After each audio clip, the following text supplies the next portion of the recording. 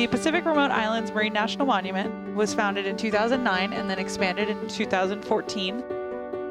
Jarvis Island was one of those units, and that's where we've been working over the last couple of days.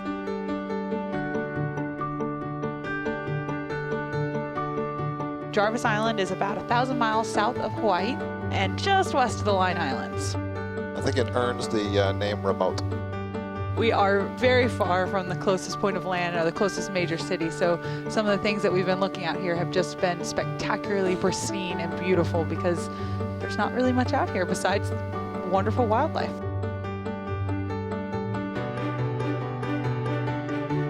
Prior to the Okeanos Explorer missions, there was very little mapping data, and there had been no ROV dives conducted in this area. So, in the last couple days, we've conducted 5 dives, which are the only ROV exploration that's ever been done here, which is pretty exciting. That is very cool.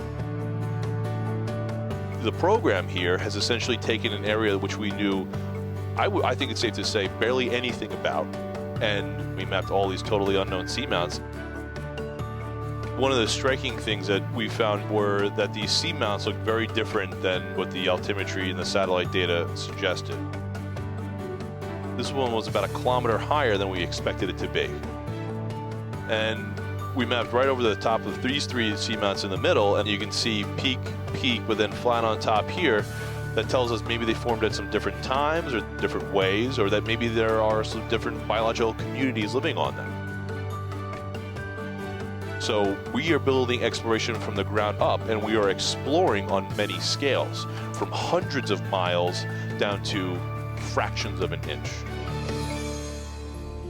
I've actually really been impressed with the variety of things we can still see even in these very old terrains.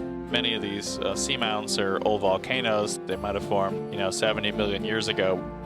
All the rocks, of course, have this thick manganese crust on them, but we've been able really to see some clear volcanic features.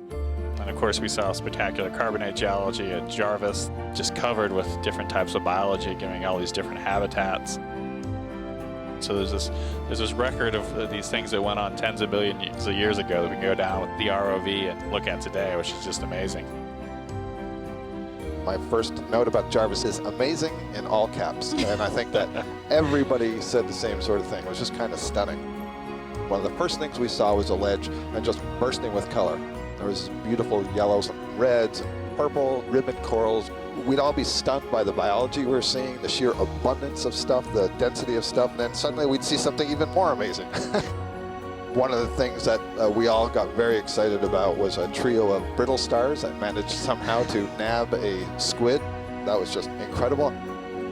We saw these ledges that were packed with sea urchins.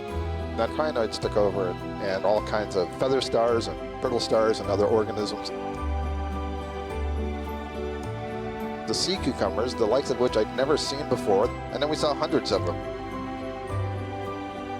And then we came to fields of these colorful sea fans and stony corals and sponges, and definitely high densities in lots of places, which means that the abundance of animals is much, much higher. So if we're thinking about these monument areas and areas that may be of interest for future resource extraction, it makes more sense to try to protect an area that has lots of individuals, especially if there's a high diversity. We want to have lots of different kinds of species. Let's make sure that we're protecting the right area of the seafloor, the part that has literally thousands and thousands of animals. The dives culminated in the spectacular Technicolor tableau. I mean, we were all gobsmacked. I mean, that was just so incredible, so beautiful just to look at. When we got close to it, it was just an incredible community of density and diversity, all right there on the small scale. And so to me, it was kind of at a small scale exactly what we're looking for on the big scale.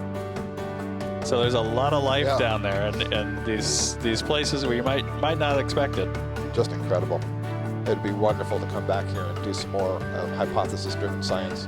My hypothesis when we first started this trip was that we were going to leave with more questions than we came with. Absolutely. I think that's true.